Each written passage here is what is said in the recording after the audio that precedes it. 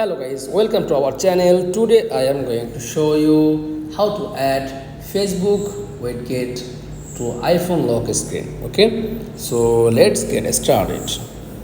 Then first of all, click on home screen and tap on edit. Click on add widget. Okay, then scroll down.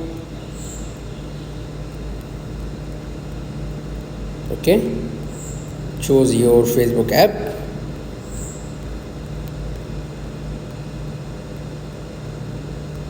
Okay, search.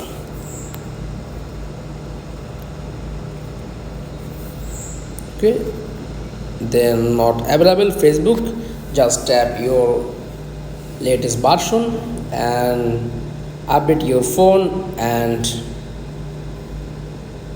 update and add your Facebook widget option. That's all. Thanks for watching. Please like, comments and subscribe.